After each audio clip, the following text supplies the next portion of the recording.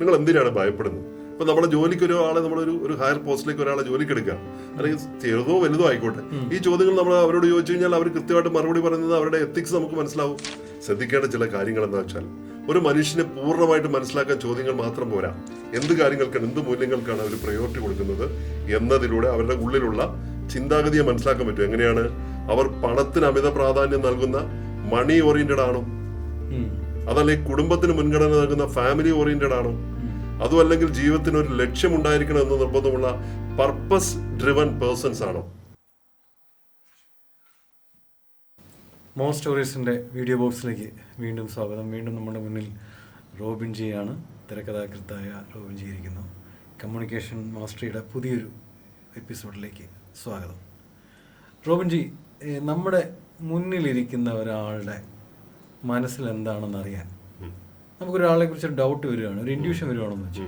അങ്ങനെയാണെങ്കിൽ ഇയാളുടെ മനസ്സിൽ എന്താണ്, എന്ത് വെച്ചിട്ടാണ് ഇയാളുടെ മുന്നിൽ വന്നിരിക്കുന്നത് എന്നറിയാൻ ഇയാളോട് ഇത് എങ്ങനെ ടാക്കിൾ ചെയ്യും? എന്തെങ്കിലും ടെക്നിക്കുണ്ടോ? ഒരു 10 ചോദ്യം ചോദിച്ച് ഇയാളുടെ മുന്നിലിരിക്കുന്നത് എന്താണെന്ന് നമുക്ക് എടുക്കാൻ പറ്റുമോ?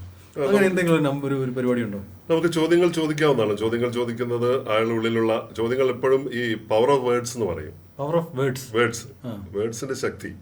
വേർഡ്സ് പല വിവരങ്ങളും പല ഇൻഫർമേഷൻസും പല മനുഷ്യന്റെ ഉള്ളറകളിൽ നിന്ന്, മനസ്സിന്റെ ഉള്ളറകളിൽ നിന്ന് പുറത്തു കൊണ്ടുവരും. ഇയാൾ പോലും അറിയാതെ പുറത്തു കൊണ്ടുവരും. അതാണ് വേർഡ്സിന്റെ പവർ എന്ന് പറയുന്നത്. വേർഡ്സിന് 2 തരത്തിൽ പവർ ഉണ്ട്. നമ്മൾ പറയുന്ന വാക്കുകളുടെ ശക്തിയുണ്ട്, വാക്കുകൾ ഉപയോഗിച്ച് നമുക്ക് പലതും വിവരങ്ങൾ ലഭിക്കാനുള്ള ശക്തിയുണ്ട്.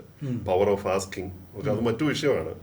അപ്പം ചോദിക്കുക എന്ന ഒരു കലയാണ്. അപ്പം അതുപോലെ തന്നെ ഈ ചോദ്യങ്ങൾ ചോദിച്ചുകൊണ്ട് നമുക്കുള്ളിലിരിക്കുന്ന ഇത് മനസ്സിലാക്കുമ്പോൾ അത് അധികവും ഈ ക്വസ്റ്റ്യൻ ചോദിക്കുന്നതൊക്കെ ഈ ക്രിമിനൽസ് ആയിട്ടുള്ള ആളുകളെയൊക്കെ ചോദ്യം ഭേദം ചെയ്യുന്ന കണ്ടിട്ടില്ലേ? പാറ്റേൺ ഓഫ് ക്വസ്റ്റ്യൻസ് ഉണ്ട്. അപ്പൊ നമുക്കിവിടെ സാധാരണഗതിയിൽ ഒരു വ്യക്തിയുടെ നമ്മുടെ മുന്നിലിരിക്കുന്ന ഒരു വ്യക്തിയുടെ മനസ്സിൽ എന്താണ് നടക്കുന്നതെന്ന് തിരിച്ചറിയാനുള്ള കഴിവ് നേടുക എന്ന് പറയുന്നത് വലിയൊരു കാര്യമാണ്, അല്ലെ? അപ്പോൾ മനുഷ്യന്റെ ഉപബോധ മനസ്സിലേക്ക് ഇറങ്ങിച്ചെല്ലാൻ കഴിയണം. അവരുടെ യഥാർത്ഥ സ്വഭാവം, ചിന്താഗതികൾ, അല്ലെങ്കിൽ അവരുടെ ജീവിത മൂല്യങ്ങൾ, വാല്യൂസ്, അവരുടെ ഇമോഷണൽ മെച്യൂരിറ്റി, അല്ലെങ്കിൽ അവരുടെ സിൻസിയറിറ്റി, ഇതൊക്കെ കൃത്യമായി അളക്കാനൊക്കെ നമുക്ക് സാധിക്കണം. അപ്പൊ ഈ കാര്യങ്ങളെല്ലാം വെച്ചുകൊണ്ട് നമുക്കൊരു 10 ചോദ്യങ്ങൾ അവരോട് ചോദിക്കാം. ഏതൊക്കെ കാര്യങ്ങളാണ്? അവരുടെ സബ് കോൺഷ്യസ് മൈൻഡിലേക്ക് ഇറങ്ങിച്ചെല്ലാൻ പറ്റുന്ന രീതിയിൽ അവരുടെ വാല്യൂസ്, ജീവിത മൂല്യങ്ങൾ, അതിനെ ബേസ് ചെയ്തിട്ടായിരിക്കണം ഈ ചോദ്യങ്ങൾ എപ്പോഴും ഉണ്ടാവേണ്ടത്. ഒരാളെ മനസ്സിലാക്കാൻ, ഒരാൾ കള്ളം പറയുകയാണെന്ന് അറിയാൻ വേണ്ടി മാത്രമല്ല, അയാളുടെ വാല്യൂസ് അറിയാനാണ്. അപ്പൊ അതുപോലെ തന്നെ അയാളുടെ ഇമോഷണൽ മെച്യൂരിറ്റി എത്രയുണ്ട്, ബാലൻസ്ഡ് ആണോ അയാളുടെ ഇമോഷൻ, അതുപോലെ തന്നെ അയാളുടെ ആത്മാർത്ഥത എത്രത്തോളം ഉണ്ട്, സിൻസിയറിറ്റി എത്രത്തോളം ഉണ്ട് എന്നൊക്കെയുള്ള കാര്യങ്ങൾ വെച്ചുകൊണ്ടാണ് കൃത്യമായി അളക്കാൻ വേണ്ടിയിട്ടാണ് നമുക്ക് ഈ 10 ചോദ്യങ്ങൾ ചോദിക്കാവുന്നത്. അപ്പൊ അതിലൊന്ന്, ചോദ്യം നമ്പർ 1, ജീവിതത്തിൽ നിങ്ങൾ ഏറ്റവും വിലമതിക്കുന്നത് എന്തിനെയാണ് നിങ്ങൾ ഏറ്റവും കൂടുതൽ വിലമതിക്കുന്നത്, വാല്യൂ ചെയ്യുന്നത് എന്തിനാണ്? ഞാൻ നേരത്തെ പറഞ്ഞ വാല്യൂ എന്ന് പറഞ്ഞ ഒരു സാധനം ഈ ക്വസ്റ്റനിൽ വന്നു. ഒരു മനുഷ്യന്റെ ജീവിതത്തിൽ ദിശ നിർണ്ണയിക്കുന്നത് അവരുടെ മുൻഗണനകളാണ്. ഞാൻ കൊടുക്കുന്ന പ്രയോറിറ്റീസ് ഉണ്ട്. ഈ ചോദ്യത്തിനുള്ള ഉത്തരത്തിലൂടെ അവരുടെ യഥാർത്ഥ മൂല്യങ്ങളും മുൻഗണനകളും നമുക്ക് മനസ്സിലാക്കാൻ പറ്റും. അവരെന്തിനാണ് പ്രയോറിറ്റി കൊടുക്കുന്നത്, എന്ത് കാര്യങ്ങൾക്കാണ്, എന്ത് മൂല്യങ്ങൾക്കാണ് അവർ പ്രയോറിറ്റി കൊടുക്കുന്നത് എന്നതിലൂടെ അവരുടെ ഉള്ളിലുള്ള ചിന്താഗതിയെ മനസ്സിലാക്കാൻ പറ്റും. എങ്ങനെയാണ്? അവർ പണത്തിന് അമിത പ്രാധാന്യം നൽകുന്ന മണി ഓറിയന്റഡ് ആണോ, അതല്ലെങ്കിൽ കുടുംബത്തിന് മുൻഗണന നൽകുന്ന ഫാമിലി ഓറിയന്റഡ് ആണോ, അതും അല്ലെങ്കിൽ ജീവിതത്തിന് ഒരു ലക്ഷ്യം ഉണ്ടായിരിക്കണം എന്ന് നിർബന്ധമുള്ള പർപ്പസ് ഡ്രിവൻ പേഴ്സൺസ് ആണോ? ജീവിതത്തിൽ ഒരു പർപ്പസ് ഉള്ള ആൾക്കാരുണ്ട്. അത് നമ്മൾ ഈ ചോദ്യം ചോദിക്കുമ്പോൾ നമുക്ക് അറിയാൻ പറ്റും. അവരുടെ പർപ്പസ്, അവർ കുടുംബത്തിന് വേണ്ടിയാണ് ജീവിക്കുന്നത്, അല്ലെങ്കിൽ പണത്തിന് വേണ്ടിയാണ് അവർ ജീവിക്കുന്നത്, അതല്ലെങ്കിൽ അവർക്കൊരു സോഷ്യൽ ഒരു ആംഗിളിലാണ് അവർ ജീവിക്കുന്നത്, പർപ്പസ്ഫുൾ ആയിട്ടുള്ള ജീവിതമാണ് അവരുടെ എന്ന് പറയുമ്പോൾ ഈ ഒരൊറ്റ ചോദ്യത്തിലൂടെ നമുക്കിത് തിരിച്ചറിയാൻ പറ്റും. ഇനി അടുത്ത ചോദ്യം, 2ാമത്തെ ചോദ്യം, നിങ്ങളുടെ ജീവിതത്തിൽ ഏറ്റവും കൂടുതൽ സ്വാധീനം ചെലുത്തിയ വ്യക്തി ആരാണ് എന്ന ചോദ്യമാണ്. ഇപ്പൊ നമ്മുടെ പല ഈ പത്രങ്ങളിലും മാഗസിനുകളിലും ഒക്കെ ക്വസ്റ്റ്യനേഴ്സ് ആയിട്ട് ചിലപ്പോൾ ചോദ്യം തലക്കെട്ട് കാണാം. ഇപ്പൊ കലാമതിയിലൊക്കെ പണ്ട് കലാമതി വാരികയിലൊക്കെ ഉണ്ട് ഏറ്റവും അവസാനം, ജീവിതം എന്നെ എന്ത് പഠിപ്പിച്ചു. അതിന് കൂട്ടത്തിലുണ്ടോ നിങ്ങളെ ഏറ്റവും കൂടുതൽ സ്വാധീനം ചെലുത്തിയ വ്യക്തി ആരാണ് എന്ന ചോദ്യമുണ്ട്. ഈ ചോദ്യത്തിന്റെ മറുപടിയിൽ നിന്ന് നമുക്ക് ഒത്തിരി ഉത്തരങ്ങൾ കിട്ടും. അപ്പൊ ഈ ചോദ്യം അവരുടെ മാതൃകാ പുരുഷൻ, റോൾ മോഡൽ ആരാണെന്ന് വെളിപ്പെടുത്തും. ഇപ്പൊ APJ അബ്ദുൽ കലാമിനോട് ഈ ചോദ്യം ചോദിച്ചു കഴിഞ്ഞപ്പോൾ വലിയ പ്രശസ്തരായിട്ടുള്ള മഹാന്മാരായ ആളുകളോടൊക്കെ ഈ ചോദ്യം ചോദിച്ചിട്ടുണ്ട്. അപ്പൊ അവരതിന് കൊടുക്കുന്ന മറുപടി എന്ന് പറയുന്നത് വലുതാണ്, അല്ലെ? ഇപ്പൊ മഹാത്മാഗാന്ധിയെ ഏറ്റവും കൂടുതൽ സ്വാധീനിച്ചിട്ടുള്ള ഒരാളെന്ന് പറയുന്നത് റസ്കിനാണ്. റസ്കിൻ, പിന്നെ റഷ്യൻ എഴുത്തുകാരൻ. അപ്പോൾ അദ്ദേഹത്തിന്റെ ജീവിതം തന്നെ മാറ്റിക്കളഞ്ഞ എഴുത്തുകാരനാണ്. അപ്പോൾ എല്ലാവരും ഉണ്ട്. ഇപ്പം APJ അബ്ദുൽ കലാമിനെ പോലെ, കലാം സാറിനെ പോലെ ഒരാൾ നമ്മുടെ നാട്ടിൽ അതിനുശേഷം അദ്ദേഹത്തിന്റെ കാലശേഷം 10,000-കണക്കിന് ആളുകളുടെ ജീവിതം, ലക്ഷോപലക്ഷം ആളുകളുടെ റോൾ മോഡലായിട്ട് മാറി എന്നുള്ളതാണ്. അപ്പോൾ അങ്ങനെ ഒരു വ്യക്തി ആ വ്യക്തി ആരെയാണോ ആരാധിക്കുന്നത് അല്ലെങ്കിൽ ബഹുമാനിക്കുന്നത്, അവരുടെ സ്വഭാവ ഗുണങ്ങളൊക്കെ സ്വന്തമാക്കാൻ ഇവരുടെ ഉപബോധ മനസ്സുകൊണ്ട് ശ്രമിക്കുമല്ലോ. അപ്പൊ നമുക്ക് അവരെ മനസ്സിലാവും ഇയാളെ പോലുള്ള ഒരാളാണ്.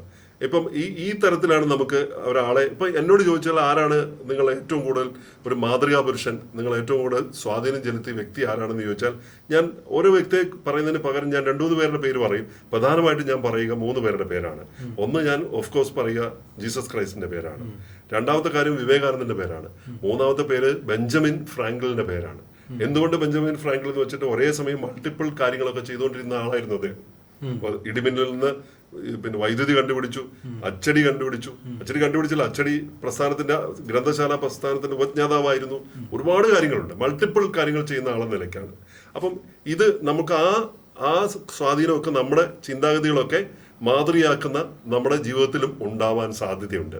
അപ്പോൾ അത് അവരുടെ ഉള്ളിൽ ഉണ്ടാവും. ആ അംബീഷനും ആ എത്തിക്സും ആ മൈൻഡ് സെറ്റും അതല്ലെങ്കിൽ ഇമോഷണൽ ഡെപ്തൊക്കെ നമുക്കും ഉണ്ടാവാൻ സാധ്യതയുണ്ട്, ഇവർക്കും ഉണ്ടാവാൻ സാധ്യതയുണ്ടെന്ന് നമുക്ക് അളക്കാൻ പറ്റും. ഇനി അടുത്ത ചോദ്യം, 3ാമത്തെ ചോദ്യം, നിങ്ങൾ ഏറ്റവും ഭയപ്പെടുന്ന കാര്യം എന്താണ്? നിങ്ങൾ ഏറ്റവും കൂടെ ഭയപ്പെടുന്ന കാര്യം എന്താണ്? ആ ചോദ്യത്തിന് ഭയം എന്നത് ഒരു മനുഷ്യന്റെ ഉള്ളിൽ ഏറ്റവും സുരക്ഷിതത്വമില്ലായ്മയല്ലേ വെളിപ്പെടുത്തുന്നത്. അപ്പോൾ അത് ചിന്താഗതികൾ എന്തായിരിക്കും, അവരുടെ ചിന്താഗതികൾ എന്തായിരിക്കും എന്ന് വെച്ചാൽ, അവർ ഭയപ്പെടുന്നത് ഒരു റിജക്ഷനെയാണോ, തിരസ്കാരത്തെയാണോ, തിരസ്കരിക്കപ്പെടുന്ന കാര്യത്തെയാണോ, അല്ലെങ്കിൽ പരാജയത്തെയാണോ, ഏകാന്തതയാണോ, ലോൺലെസ് അതിനെയാണോ, അതല്ലെങ്കിൽ ക്രിറ്റിസിസത്തിനാണോ അവർ ഭയപ്പെടുന്നത്, അതോ നിയന്ത്രണങ്ങൾ നഷ്ടപ്പെടുന്നതിനെയാണോ, ലൂസിങ് കൺട്രോൾ ആണോ? ഈ ഭയങ്ങളിൽ നിന്ന് അവരുടെ വൈകാരിക ഘടന, ഇമോഷണൽ സ്ട്രക്ചർ നമുക്ക് മനസ്സിലാക്കാം. നിങ്ങൾ എന്തിനാണ് ഭയപ്പെടുന്നത് എന്ന ചോദ്യത്തിന് ഈ ഭയങ്ങളൊക്കെ എനിക്കുണ്ടെന്ന് പറഞ്ഞാൽ അവരുടെ ഇമോഷണൽ സ്ട്രക്ചർ നമുക്ക് പെട്ടെന്ന് പിടികിട്ടും, നമുക്ക് അളക്കാൻ പറ്റും. ഇപ്പൊ നമ്മുടെ ജോലിക്ക് നമ്മളൊരു ഹയർ പോസ്റ്റിലേക്ക് ഒരാളെ ജോലിക്ക് എടുക്കാം, അല്ലെങ്കിൽ ചെറുതോ വലുതോ ആയിക്കോട്ടെ, ഈ ചോദ്യങ്ങൾ നമ്മൾ അവരോട് ചോദിച്ചു കഴിഞ്ഞാൽ അവർ കൃത്യമായിട്ട് മറുപടി പറയുന്നത് അവരുടെ എത്തിക്സ് നമുക്ക് മനസ്സിലാവും. അല്ലെങ്കിൽ ഒരു ക്വസ്റ്റ്യനെയർ ആയിട്ട് അവർക്ക് എഴുതി നൽകി കഴിഞ്ഞാൽ ഇത് മറുപടിയായിട്ട് തരാൻ പറഞ്ഞു കഴിഞ്ഞാൽ അതിന്ന് നമുക്ക് ജഡ്ജ് ചെയ്യാൻ പറ്റും, ഉറപ്പായിട്ടും പറ്റും. അപ്പം അത് പരമാവധി അത് ചോദിക്കുന്നതായിരിക്കും നല്ലത്. എഴുതി തരുമ്പോൾ അവർ ആലോചിച്ച് ഇല്ലാത്ത ആളുകളുടെ പേരൊക്കെ എഴുതും. ചിലപ്പോൾ എഴുതി കളയും. പിന്നെ എബ്രഹാം ലിങ്കനാണ് എൻ്റെ റോൾ മോഡൽ എന്നൊക്കെ പറയും. എബ്രഹാം ലിങ്കനെ കുറിച്ച് ആലോചിച്ചിട്ട് പോലും ഉണ്ടാവില്ല. അതാണ്.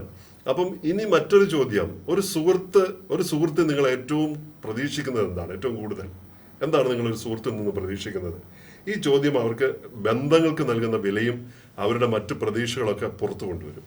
അവരെത്രത്തോളം ബന്ധങ്ങൾക്ക് വില കൽപ്പിക്കുന്നുണ്ട് എന്നുള്ളതാണ്. അവർ സുഹൃത്തുക്കളിൽ നിന്ന് ആഗ്രഹിക്കുന്നത് വിശ്വസ്തയാണോ, അതല്ലെങ്കിൽ സത്യസന്ധതയാണോ, തങ്ങളുടെ ആവശ്യങ്ങൾക്കുള്ള ഉപയോഗിക്കുന്ന ഒരു രീതിയാണോ, വെറുതെ യൂസ്ഫുൾനെസ് മാത്രമാണോ, അതല്ലെങ്കിൽ മാനസികമായ ഒരു പിന്തുണയ്ക്ക് വേണ്ടിയാണോ? ഇതിലൂടെയൊക്കെ അവരുടെ ഹൃദയ സൗഹൃദത്തിന്റെ മനഃശാസ്ത്രം, അവരുടെ ഫ്രണ്ട്ഷിപ്പ് സൈക്കോളജി കൃത്യമായിട്ട് നമുക്ക് വായിച്ചെടുക്കാൻ പറ്റും. ആളുകളെ ഉപയോഗിക്കുകയാണോ, അതോ നല്ല രീതിയിൽ അവരെ കൂടെ നിന്നുകൊണ്ട് അവരെ ഹോണസ്റ്റായിട്ട് അവരെ സ്നേഹിക്കുകയാണോ എന്നൊക്കെ ഫ്രണ്ട്സിനെ സംബന്ധിച്ചുള്ള വിവരങ്ങൾ നമുക്ക് കിട്ടും. ഇനി അടുത്ത ചോദ്യം, 5ാമത്തെ ചോദ്യം, നിങ്ങളെ ഏറ്റവും വേദനിപ്പിച്ച അനുഭവം എന്തായിരുന്നു? നിങ്ങളെ ഏറ്റവും കൂടുതൽ വേദനിപ്പിച്ച ഒരു അനുഭവത്തെക്കുറിച്ച് പറയാമോ എന്ന് ചോദിച്ചാൽ, ആ വ്യക്തിയുടെ ഉള്ളിൽ ഇപ്പോഴും ഉറങ്ങാത്ത മുറിവുകളായി കിടക്കുന്ന മാനസിക ആഘാതങ്ങൾ ഉണ്ടാവും, വേദനയുടെ ഒരു പാറ്റേൺ ഉണ്ടാവും, ഒരു പെയിൻ പാറ്റേൺ ഉണ്ടാവും. അതൊക്കെ ചോദ്യത്തിലൂടെ പെട്ടെന്ന് പുറത്തു വരും. ആ ചോദ്യത്തിന് മറുപടിയായിട്ട് അയാൾ എന്തെങ്കിലും ഗിൽട്ട് ഇങ്ങനെ കൊണ്ടുനടക്കുന്നുണ്ടോ, ഒരു പാറ്റേൺ ഓഫ് ഒരു വേദന, മുറിവ്, അല്ലെങ്കിൽ ഒരു രോദനം, ഉള്ളിലൊരു ആത്മരോദനമുണ്ടല്ലോ, അത് കൊണ്ടുനടക്കുന്നുണ്ടെന്ന് നമുക്ക് മനസ്സിലാക്കാൻ പറ്റും. ഇവിടെ പ്രധാനമായിട്ട് ശ്രദ്ധിക്കേണ്ടത് അവരുടെ മറുപടിയുടെ രീതിയാണ്. അവർ ഇപ്പോഴും മറ്റുള്ളവരെ കുറ്റപ്പെടുത്തുകയാണോ ചെയ്യുന്നത്, അതോ ആ വേദന ഒരു പാഠമായി കണ്ട് പക്വതയോടെ, മെച്യൂരിറ്റിയോടെ സംസാരിക്കുകയാണോ ചെയ്യുന്നത്? ആ വേദന എന്ത് പാഠം പഠിപ്പിച്ചു എന്ന് മെച്യൂറായിട്ട് അതിനെ നോക്കിക്കൊണ്ട് സംസാരിക്കുകയാണോ? ഇപ്പോഴും താൻ ഇരയാണെന്ന് സ്ഥാപിക്കാൻ ശ്രമിക്കുന്ന വിക്ടിം മൈൻഡ് സെറ്റ് ഉണ്ടോ? അതൊക്കെ നമുക്ക് തിരിച്ചറിയാൻ പറ്റും. അപ്പോൾ ഈ വേദനയിൽ നിന്ന് ഞാനൊരു പക്വതയോടെ ഒരു പാഠം പഠിച്ചു എന്നാണെങ്കിൽ ഒരു നല്ല വ്യക്തിയായിട്ട് നമുക്ക് ഫീൽ ചെയ്യാൻ തുടങ്ങും. വിക്ടിം മൈൻഡ് സെറ്റ് കട്ട് ചെയ്ത് കളഞ്ഞേക്കുക. കുറ്റപ്പെടുത്തലുണ്ടെങ്കിലും പിന്നെ ബ്ലെയിം ചെയ്യുന്നുണ്ടെങ്കിലും കട്ട് ചെയ്ത് കളഞ്ഞേക്കുക. ഇനി 6ാമത്തെ ആ ചോദ്യം, നിങ്ങൾക്ക് വലിയൊരു അധികാരം കിട്ടിയാൽ നിങ്ങൾ എന്ത് ചെയ്യും? നിങ്ങളുടെ കയ്യിൽ ഒരു അധികാരം കിട്ടുകയാണ്. അധികാരം കിട്ടുമ്പോൾ മനുഷ്യന്റെ യഥാർത്ഥ സ്വഭാവം പുറത്തു വരും എന്ന് പറയാറുണ്ടല്ലോ. അപ്പം ഇത് അധികാരം കിട്ടിയാൽ മറ്റുള്ളവരെ സഹായിക്കും എന്ന് പറയുന്നവരുണ്ട്. എന്നാൽ ചിലരുടെ ഉത്തരങ്ങളിൽ പ്രതികാര ചിന്തകളുണ്ട്. മറ്റു ചിലർ പദവിയിൽ നിയന്ത്രണത്തിലുമാണ് വിശ്വസിക്കുന്നത്. ഇത് കിട്ടിക്കഴിഞ്ഞാൽ ഞാൻ ഈ രാജ്യത്തിന്റെ നിയന്ത്രണം കംപ്ലീറ്റ്, ഞാൻ ഈ പദവിയിരുന്നു, എനിക്കെങ്ങാനും മുഖ്യമന്ത്രി പദം കിട്ടുവാണെങ്കിൽ ഞാനിവിടെ എല്ലാം കൂടെ തകർത്ത് തരിപ്പണമാക്കും, ഇവന്മാരെ എല്ലാം കൂടെ ഞാൻ ഇടിച്ച് നിരപ്പാക്കും, പിടിച്ചെല്ലാത്തിനും ജയിലിലിടും, അല്ലാണ്ട് രാജ്യത്തിന് മാറ്റം ഉണ്ടാക്കുന്നതല്ല പറയുക. മനസ്സിലായില്ലേ? അത് പറയുന്ന ആളുകളെ ഈ ഉത്തരങ്ങൾ നമ്മൾ എപ്പോഴും നിത്യജീവിതത്തിൽ കാണുന്നതാണ്. അപ്പം ഈ താരങ്ങൾക്ക് കൈക്കലാക്കാനുള്ള, കൺട്രോൾ ചെയ്യാനുള്ള ഒരു പ്രവണത ഉണ്ടാവും.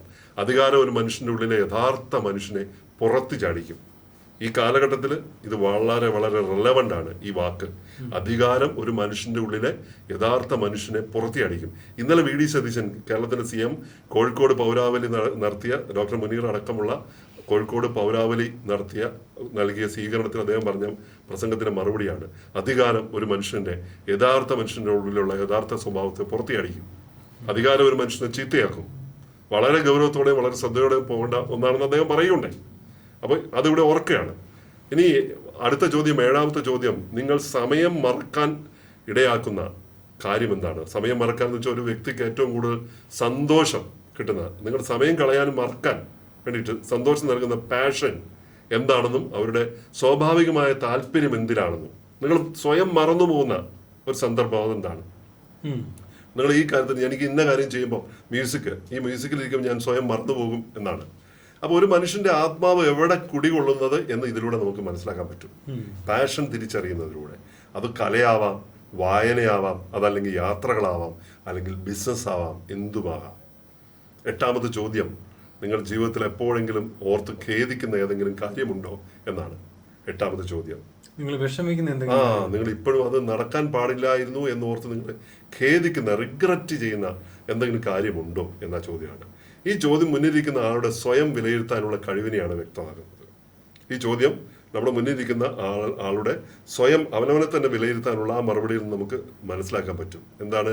സ്വന്തം തെറ്റുകൾ തുറന്ന് സമ്മതിക്കാൻ മനസ്സു കാണിക്കുന്നവരിലാണ് ആത്മബോധം ഏറ്റവും കൂടുതലുള്ളത്. ഈ സെൽഫ് അവയർനെസ് എന്ന് പറയുന്നത്. ഉത്തരവാദിത്വം ഏറ്റെടുക്കൽ, അക്കൗണ്ടബിലിറ്റി ഉണ്ടാവും, സത്യസന്ധത ഉണ്ടാവും, ഹോണസ്റ്റി ഉണ്ടാവും, ഇമോഷണൽ ഇന്റലിജൻസ്. ഈ വൈകാരിക ബുദ്ധിയാണ് നമ്മുടെ ജീവിതത്തിൽ ഏറ്റവും മനുഷ്യന് വേണ്ടത്. ഇതൊരു വലിയ വിഷയമാണ്. വൈകാരിക ബുദ്ധി എന്ന് പറഞ്ഞ ഒരു വിഷയത്തെക്കുറിച്ച് നമുക്കൊരു മണിക്കൂർ സംസാരിച്ചാലും തീരില്ല. ഇമോഷണൽ ഇന്റലിജൻസ് ഇല്ല, അത് ബാലൻസ്ഡ് അല്ല. അതുകൊണ്ട് തന്നെ എങ്ങനെ പ്രതികരിക്കണം എന്ന് അറിഞ്ഞുകൂടാ. ഈ കോവിഡാനന്തര കാലത്ത് ഇത് വളരെ ബാലൻസ് തെറ്റിയാണ് കിടക്കുന്നത്. അപ്പം തെറ്റുകളെ കുറിച്ച് സ്വയം ചിന്തിക്കുന്നവരുണ്ട്. എപ്പോഴും അവർ പക്വതയുള്ളവരായിരിക്കും. അവരവരുടെ തെറ്റിനെ കുറിച്ച് എപ്പോഴും ഒരു ബോധമുണ്ടാവും എന്നാണ്. ഇനി നിങ്ങൾക്ക് അവരോട് ചോദിക്കാനുള്ള 9ാമത്തെ ചോദ്യം, നിങ്ങൾ ഒറ്റയ്ക്കിരിക്കുമ്പോൾ കൂടുതലായിട്ട് എന്താ ചിന്തിക്കുന്നത്? തനിച്ചിരിക്കുമ്പോൾ എന്ത് ചിന്തിക്കുന്നു എന്ന ചോദ്യത്തിന് ഒരു മനുഷ്യൻ ബാഹ്യലോകത്തിൽ നിന്ന് മാറി മാറി സ്വന്തം ഏകാന്തതയിലേക്ക് ചുരുങ്ങുമ്പോൾ അവരുടെ മനസ്സിൽ വരുന്ന ചിന്തകളാണ് അവരുടെ യഥാർത്ഥ ലോകം. ആരുമില്ലാതെ റോബിൻസൺ ക്രൂസോയുടെ ഐലൻഡ് പോലെ സ്വന്തം ഒരു തുരുത്തിൽ, മോഹൻലാലിനോട് ഈ കഴിഞ്ഞ ദിവസം ഒരു ഇന്റർവ്യൂവിൽ ചോദിച്ചപ്പോൾ അദ്ദേഹം പറഞ്ഞു, എനിക്ക് തനിച്ചിരിക്കാൻ വളരെ ഇഷ്ടമാണ്. അത് നല്ല രസമല്ലേ? എനിക്ക് ആളുകളുടെ ഇടയിൽ ഇരിക്കാൻ ഇഷ്ടമാണ്, തനിച്ചിരിക്കാനും ഇഷ്ടമാണ്. എൻ്റെ നമ്മുടെ ലോകത്ത് നമ്മൾ മാത്രമുള്ള ലോകം, ഞാൻ അതിന് ഇഷ്ടപ്പെടുന്നു എന്നാണ്. അപ്പൊ അതാണ് അവരുടെ യഥാർത്ഥത്തിലുള്ള ഒരു സത്വം വെളിപ്പെടുത്തുന്നത്, ഒരു ഇന്നർ വേൾഡ് എന്ന് പറയുന്നത്. അവർ ഒറ്റയ്ക്കിരിക്കുമ്പോൾ ചിന്തിക്കുന്നത് ഭാവിയെക്കുറിച്ചാണോ, അതെങ്കിൽ പണത്തെക്കുറിച്ചാണോ, അതല്ലെങ്കിൽ ഭയങ്ങളെക്കുറിച്ചാണോ, ബന്ധങ്ങളെക്കുറിച്ചാണോ, അതല്ലെങ്കിൽ സർഗാത്മകമായിട്ടാണോ, അതോ ആത്മീയതയെക്കുറിച്ചാണോ?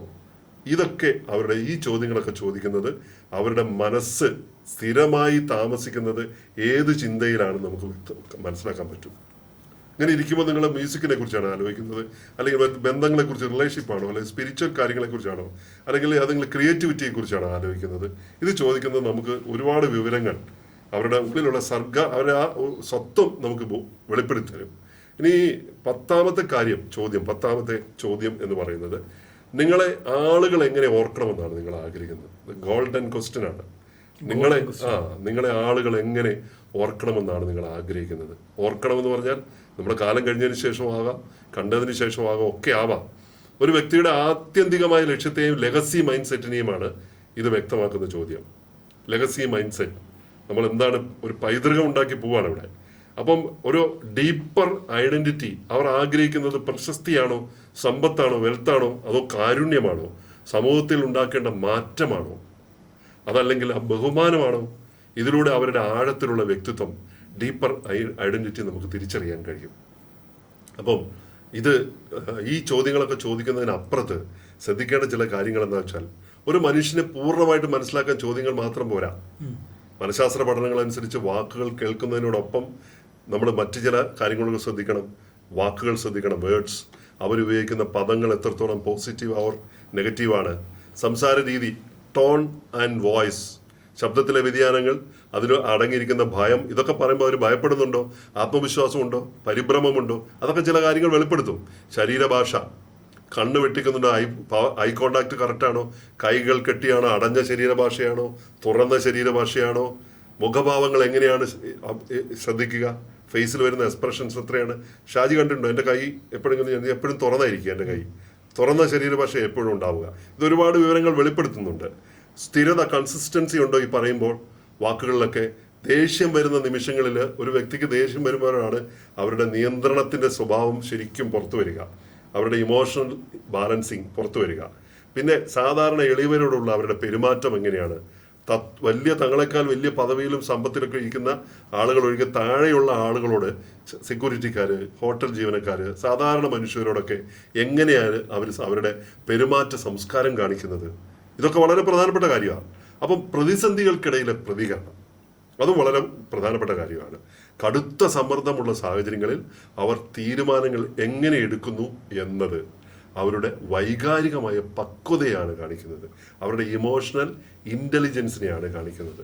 അങ്ങനെയുള്ള ആളുകൾ ആണ് ഈ ചോദ്യങ്ങളിലൂടെ, ഈ 10 ചോദ്യങ്ങളിലൂടെ നമുക്ക് അവരാരാണ്, അവരെന്താണെന്നുള്ള കൃത്യമായൊരു അസസ്മെന്റിലേക്ക് നമുക്ക് എത്താൻ പറ്റും. അതെ, താങ്ക്സ്.